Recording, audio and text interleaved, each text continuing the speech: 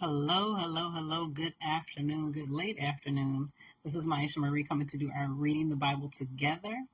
And today we'll be reading from Leviticus Chapter 6 from the New Living Translation. I pray you all are doing well on this wonderful Wednesday, or storm comes in the cold, wet Wednesday. So we're going to go ahead and get started. Then the Lord said to Moses, "Suppose one of you sins against your associate and is unfaithful to the Lord. Suppose you cheat in a deal involving a security deposit, or you steal or commit fraud, or you find lost property and lie about it, or you lie while swearing to tell the truth, or you commit any other such sin. If you have sinned in any of these ways, you are guilty. You must give back whatever you stole, or the money you took by extortion, or the security deposit, or the lost property you found, or anything obtained by swearing falsely. You must make restitution by paying the full price plus an additional 20% to the person you have harmed. On the same day, you must present a guilt offering. As a guilt offering to the Lord, you must bring to the priest your own ram with no defects, or you may buy one of equal value. Through this process, the priest will purify you before the Lord, making you right with him, and you will be forgiven for any of these sins you have committed." Then the Lord said to Moses, "Give Aaron and his sons the following instructions regarding the burnt offering. The burnt offering must be left on top of the altar until the next morning, and the fire on the altar must be kept burning all night. In the morning, after the priest on duty has put on his official linen clothing and linen undergarments, he must clean out the ashes of the burnt offering and put them beside the altar. Then he must take off these garments, change back into his regular clothes, and carry the ashes outside the camp to a place that is ceremonially clean. Meanwhile, the fire on the altar must be kept burning. It must never go out. Each morning, the priest will add fresh wood to the fire and arrange the burnt offering on it. He will then burn the fat of the peace offerings on it. Remember, the fire must be kept burning on the altar at all times. It must never go out." These are the instructions regarding the grain offering.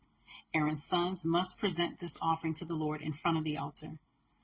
The priest on duty will take from the grain offering a handful of the choice flour moistened with olive oil, together with all the frankincense. He will burn this representative portion on the altar as a pleasing aroma to the Lord. Aaron and his sons may eat the rest of the flour, but it must be baked without yeast and eaten in a sacred place within the courtyard of the tabernacle. Remember, it must never be prepared with yeast.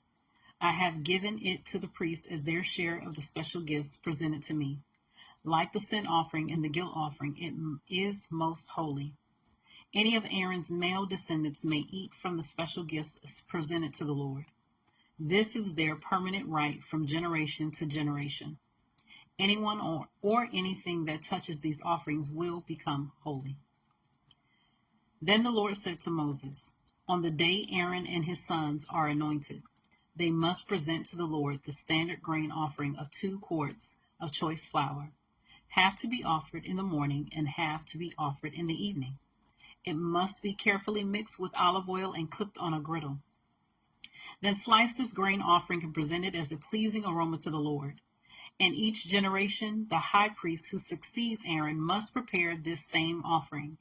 It belongs to the Lord and must be burned up completely. This is a permanent law.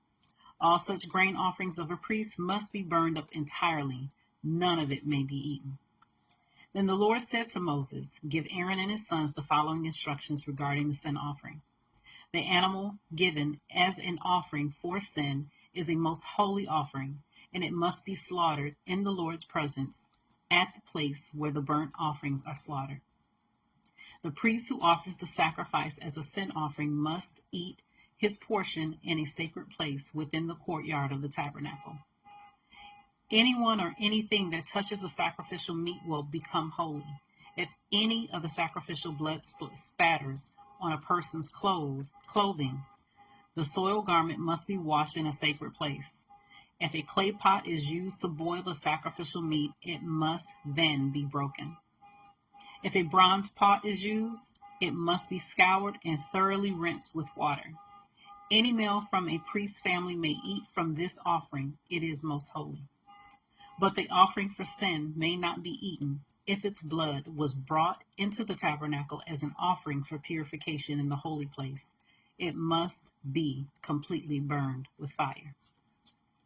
So that was the end of Leviticus chapter 6 from the New Living Translation. And as always, I pray that you search the scriptures daily to see what is true.